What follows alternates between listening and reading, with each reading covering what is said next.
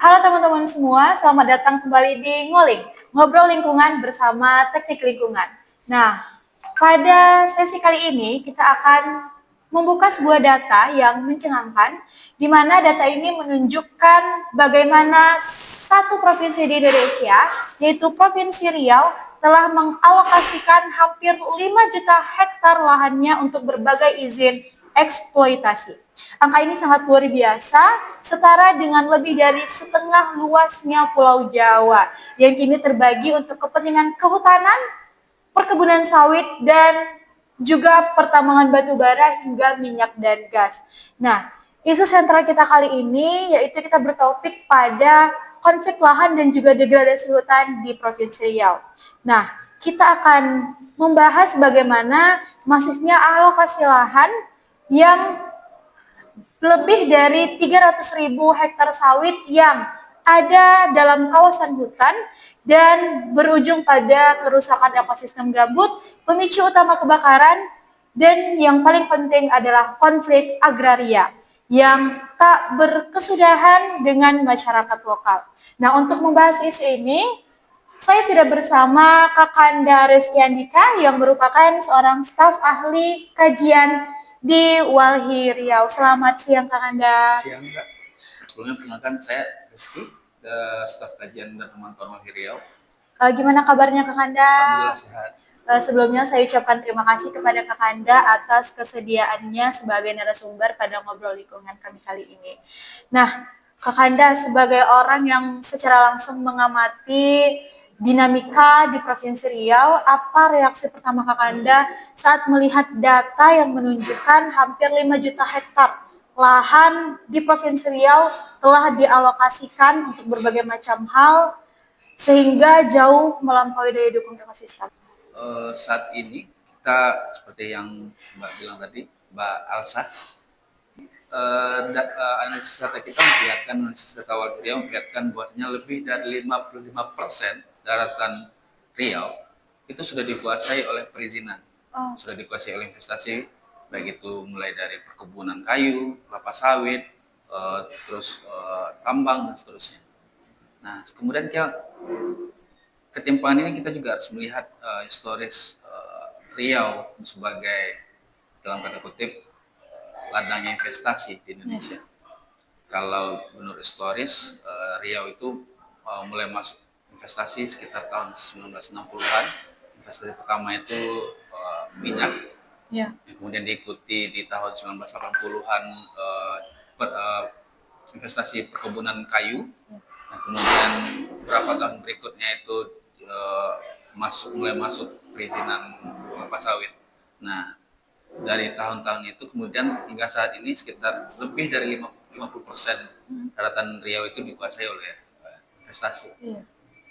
Nah, untuk mengurai hal ini, sebagai orang yang mungkin setiap hari ya melihat dinamika-dinamika di Provinsi Riau ini, kalau melihat angka yang hampir 5 juta hektar atau bahkan lebih dari data yang kita sama-sama lihat itu, apa sih yang pertama kali Kakanda rasakan? Apakah ada rasa putus asa, marah, atau justru jadi bahan bakar Kakanda sendiri untuk berjuang dengan angka yang kita lihat sebesar ini?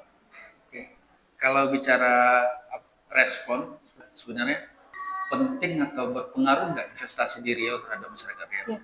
Nah, dari ketimpangan tadi kita bisa melihat salah satu bukti nyatanya itu adalah data dari ATR BPN menunjukkan bahwasanya di Indonesia secara umum itu 1% dari jumlah penduduk itu menguasai sekitar 70% tanah. Artinya ini memperlihatkan ketimpangan. Terus kita lihat di Riau seperti data yang Mbak sampaikan tadi bahwasanya lebih dari 50% itu dikuasai oleh investasi. Terus kemudian mari kita lihat bagaimana indeks kemiskinan masyarakat Riau. Nah, di Riau sendiri kita ada sangat banyak perkebunan, ada beberapa pabrik yang hasil produksi itu bahkan dikirim ke kantong-kantong pasar di internasional. Misalnya saya ambil contoh seperti ini. Kita tahu bahwasanya ada dua raksasa perkebunan kayu di Riau. Salah satu itu adalah April. Nah, April itu hingga saat ini memproduksi pulp. Yang kalau secara umum kita mengetahui untuk tisu, Dan cuma jarang orang mengetahui bahwasanya April itu memproduksi yang kalau bahasanya itu viskos. Itu bahan atau sumber bahan bakunya pakaian, sepatu. Kalau ada indikasinya ada beberapa brand global yang itu sangat dekat dengan kita, dan itu mengambil bahan bakunya itu dari April. Nah, kita bisa melihat bahwasanya produk-produk yang diambil dari Riau hingga ke pasar-pasar global tidak memberikan pengaruh apapun terhadap masyarakat Riau. Kita bisa melihat pabrik April yang saya bilang tadi itu berada pada Kabupaten Pelalawan. Mirisnya, Pelalawan merupakan kabupaten ketiga termiskin di Riau. Itu sangat miris, Mbak. Nah, itu salah satu bukti nyata bosnya. Apakah investasi berdampak pada peningkatan kesejahteraan masyarakat di Riau? Hmm. Dari hal tersebut dan Abang dari Walhi sendiri kan pasti punya banyak sekali tuh Bang cerita-cerita konflik lahan di Provinsi Riau. Nah, dari sekian banyak kasus, pola apa yang paling sering terulang dari sekian banyak kasus tersebut, dan apakah perusahaan yang dulunya menanam pagar atau masyarakat yang tiba-tiba mendapatkan surat panggilan, itu bisa diceritain dulu nggak Bang? Satu atau dua kasus gitu yang paling membekas sehingga membuat kita sebagai masyarakat Riau itu malu kalau dilihat sama orang luar. Kalau bicara konflik, sebenarnya asal muasal konflik di Riau itu, apalagi konflik tenorial atau konflik lahan, itu berasal dari perizinan-perizinan yang diberikan oleh pemerintah kepada korporasi. Nah, kalau bahasa kitanya adalah pemberian izin itu diberikan hanya di atas meja di Jakarta. Misalnya saya pemerintah, saya memberikan izin kepada Mbak, cuman saya hanya karena saya pemerintah di Jakarta, saya melihat data, mungkin melihat citra, hanya melihat penguasaan secara legal, tidak ada datanya, dan kemudian saya melihat dari Jakarta itu masih hijau dan saya memberikan izin tanpa adanya identifikasi awal apakah lokasi tersebut sudah dikelola atau belum. Kita bisa melihat bagaimana riwayat konflik perusahaan dengan masyarakat adat di Riau, dengan masyarakat tempatan, kemudian di Siak juga ada konflik antara perkebunan kelapa sawit dengan pengelolaan transmigrasi. Nah, hal itu dimulai dari perizinan yang diberikan oleh pemerintah kepada korporasi. Nah, kemudian pasca izin tadi diberikan, lebih fatalnya adalah korporasi tidak melakukan penyelesaian konflik yang dimana itu adalah salah satu kewajiban kepada setiap pemegang izin. Misalnya Mbak, saya pemerintah, Mbak korporasi. Ketika saya memberikan izin kepada Mbak, salah satu kewajiban utama Mbak ketika pasca pemberian izin adalah mendapatkan izin adalah menyelesaikan konflik-konflik tata batas. Misalnya di lokasi itu sudah dikelola atau sudah ada pemukiman atau ada kebun-kebun masyarakat, seharusnya menyampaikan atau menginformasikan bahwasanya lokasi itu sudah dikelola dan seharusnya Mbak mengeluarkan lokasi-lokasi itu dari konsesinya Mbak atau areal kerjanya Mbak. Nah, hal itulah yang tidak dilakukan oleh perusahaan sehingga hal itu menimbulkan konflik. Nah, kita bisa melihat mulai dari darat hingga laut itu ruang-ruang hidup masyarakat terancam. Nah, itulah yang saya maksud tadi itu. Kenapa investasi tidak memberikan pengaruh positif terhadap korporasi? Selain dia merebut atau merampas hak masyarakat, ya kemudian itu juga bisa melihat keuntungan atau kantong-kantong keuntungan yang diperoleh oleh korporasi itu tidak berdampak pada masyarakat. Selain untungnya itu bukan ke Riau, yang kedua tanah Riau tidak dirampas, kemudian masyarakat tidak punya lagi lahan-lahan untuk ruang hidupnya. Misalnya kayak masyarakat adat Sakai, mereka kehilangan hak atas ruang hidupnya. Harus ketika hal itu terjadi mengakibatkan masyarakat itu harus beralih profesi. Nah, peralihan budaya kehidupan itu kan butuh adaptasi, Mbak. Nah, butuh adaptasi berarti harus ada lagi sumber daya yang harus dikeluarkan. Nah, itu yang saya tadi domino-domino kemiskinannya. Yang kemudian itu di darat. Di laut, ruang-ruang hidup masyarakat pesisir seperti nelayan itu diberikan izin-izin tambang pasir laut, seperti perjuangan yang dilakukan oleh masyarakat Lombok Utara yang memperjuangkan wilayah tangkap mereka dari perizinan tambang pasir laut, gitu Mbak. Kalau diminta memberikan solusi yang tidak terlalu politisi tapi cerdas dan nyata, menurut Kakaknya sendiri apa yang harus segera dilakukan oleh Pemda Riau atau pemerintah pusat untuk membereskan kekacauan-kekacauan izin 5 juta hektar ini, Bang? Dan menurut Kakaknya sendiri, apakah solusi seperti perhutanan sosial benar-benar bisa jadi jalan keluar atau tidak? Langkah pertama yang harus diambil pemerintah itu adalah melakukan review izin, melihat kembali apakah izin ini layak dilanjutkan atau tidak. Ya. Kalau seandainya memberikan dampak buruk, seperti merampas ruang hidup masyarakat, kemudian menimbulkan konflik, menyebabkan kerusakan lingkungan, harusnya izin tersebut direview, bisa jadi diciutkan atau bahkan dicabut. Itu yang pertama. Yang kemudian ketika izin-izin tadi diciutkan atau dicabut, pengembalian hak-hak masyarakat, misalnya masyarakat adat, masyarakat tempatan, masyarakat pesisir, ruang-ruang hidup mereka harus dipulihkan, harus kembalikan. Nah, kemudian pertanyaannya, apakah PS efektif atau tidak? Ya. Sejauh ini, pemerintah baru menyediakan 2 skema, Mbak. Ya. Yang pertama itu perhutanan sosial atau PS, yang kedua itu TORA. Nah, sebenarnya kalau kita bicara efektif atau tidak, pemerintah baru menyediakan 2 hal itu. Jadi kalau seandainya bisa saja kita mengasumsikan PS karena itu yang masih tersedia. Cuman kemudian pasca pemberian PS, apakah serta merta pemerintah melepaskan tanggung jawabnya? Di situ ada untuk tata kelola mereka bisa tetap produksi dan konsumsi, apakah tidak dipikirkan kemudian?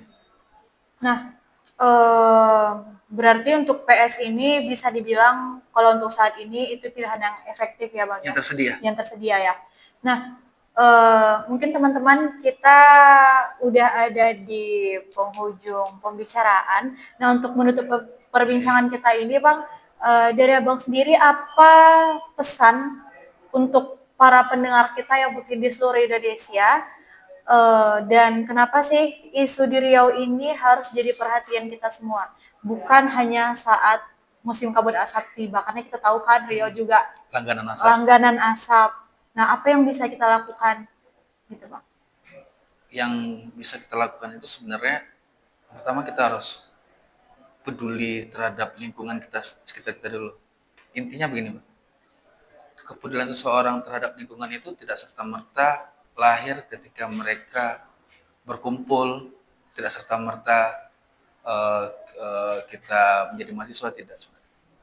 Hal itu sebenarnya bisa muncul dari rumah sebenarnya. Misalnya seperti ini. Ketika seseorang merasakan hari ini lebih buruk daripada hari kemarin, sebenarnya diri kita harus bertanyakan sebenarnya apa sih yang terjadi. Kemudian seperti saat ini yang terjadi di Sumatera sedang bencana. Ya. Nah, bencana di Sumatera harus kita jadikan pelajaran sebenarnya apa sih yang terjadi. Dan kemudian maksud saya dari rumah itu misalnya seperti ini. Dulu orang-orang tua kita tidak perlu ke apotek, tidak perlu ke toko obat, tidak perlu ke rumah sakit untuk atau bukan mencari, intinya ada tanaman-tanaman obat di pekarangan rumah atau di sekitar rumah. Terus kemudian kenapa tanaman-tanaman obat itu hilang? Artinya ada perubahan, ada hilangnya tutupan hutan. Nah, itu yang saya maksud. Kepedulian seseorang terhadap lingkungan itu tidak serta-merta ketika mereka jadi mahasiswa. Itu bisa dimulai dari rumah masing-masing. Dan kemudian kita juga bisa melihat dari rumah, dari lingkungan kita berikutnya. Kita bisa melihat contohnya masyarakat pesisir, misalnya Dumai. Ya. Kita bisa mempertanyakan, orang-orang di Dumai bisa mempertanyakan, apakah pasang keling itu terjadi seperti ini 5-10 tahun yang lalu? Kita bisa bertanya kepada orang tua kita. Kawan-kawan di pesisir, Dumai, di Rupat, di Bengkalis, sampai ke Indragiri, sampai ke Rokan Hulu, bisa mempertanyakan di rumah masing-masing. apakah pasang keling atau pasang tahunan itu terjadi sama seperti hari ini 5 atau 10 tahun yang lalu.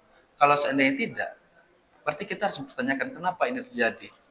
Terus kemudian beberapa tahun terakhir di Pelalawan itu banjirnya bahkan hampir 3 bulan. Nah, kita bisa mempertanyakan kepada orang-orang tua kita, apakah 5-10 tahun yang lalu banjirnya separah ini atau tidak? Jika tidak, kita harus pertanyakan kenapa sih kondisi Riau saat ini. Nah, jadi yang intinya yang saya bilang adalah melihat lingkungan hidup itu bisa dari rumah masing-masing, dari lingkungan sekitar. Kemudian bagaimana cara kita untuk merubah itu? Kuncinya adalah gerakan kolektif, yang dimana kelompok-kelompok masyarakat, orang muda, seperti Mbak mahasiswa, terus kelompok-kelompok petani, kelompok nelayan, itu harus kita suarakan isu-isunya. Nah, jadi misalnya dalam satu isu kita tidak boleh isu kita itu eksklusif, Mbak. Misalnya dalam kita bicara banjir, banjir itu juga dampaknya bukan terhadap ekonomi saja. Kegagalan kita melihat bencana alam itu atau bencana ekologis itu hanya dari sisi ekonomi. Padahal di sana ketika terjadi bencana, kelompok perempuan atau kelompok-kelompok rentan itu tidak diperhatikan dampak yang diberikan. Misalnya seperti ini, apakah ketika ada terjadi bencana ekologis, untuk melihat bencana tersebut, apakah ada unsur-unsur kelompok perempuannya di sana, memikirkan dampak perempuan? Misalnya apakah dalam penanganan dampak itu, apakah ibu-ibu hamil diperhatikan, apakah orang-orang muda diperhatikan, apakah kelompok-kelompok rentan disabilitas dan segala macam diperhatikan? Nah, kalau itu belum, berarti kan harus ada kebijakan, harus ada hal-hal yang diperhatikan. Itu ya. Terus kemudian misalnya seperti ini, apakah, misal contohnya Mbak, banjir di Sumatera sekarang, Aceh, Sumut, sampai ke Sumatera Barat. Apakah ada penanganan yang berorientasi pada perlindungan hak-hak kawan-kawan kelompok rentan, misalnya kawan disabilitas? Nah, jadi melihat bencana itu nggak hanya dari sisi ekonomi atau hanya melihat dari kacamata kuda yang lurus. Kita harus melihat aspek secara kolektif. Dan kita lihat dari bencana yang sekarang terjadi pun sangat-sangat miris juga ya Bang, karena bencana di Sumatera masih belum ditetapkan sebagai bencana nasional ya Bang. Mungkin itu aja yang kita bahas mengenai konflik hutan di Provinsi Riau ini ya Bang. Dan jujur saya sebagai mahasiswa melihat angka ya hampir 5 juta hektar dialokasi itu, muncul juga perasaan kritis bercampur miris juga, karena kan ya kita malu juga ya Bang dilihat sama orang luar, apalagi data ini juga bisa diakses sama orang-orang di luar Provinsi Riau. Mungkin sampai di sini dulu bincang-bincang kita mengenai masalah lingkungan di Provinsi Riau. Baik teman-teman semua, mungkin sampai di sini dulu bincang-bincang kita mengenai isu lingkungan, salah satunya di Provinsi Riau. Kita cukup terkejut dengan data 5 juta hektar lahan dengan berbagai izin eksploitasi yang mungkin telah diberikan oleh pemerintah. Semoga hal ini bisa segera teratasi ya Pak. Dan kita semua masyarakat Riau bisa hidup makmur, aman, dan sejahtera. Untuk itu, saya Fitri Ramadhani dan juga narasumber kita, Kakanda Reski Andika, kami mohon pamit undur diri. Sampai jumpa di Ngobrol Lingkungan bersama Teknik Lingkungan di sesi selanjutnya. Terima kasih.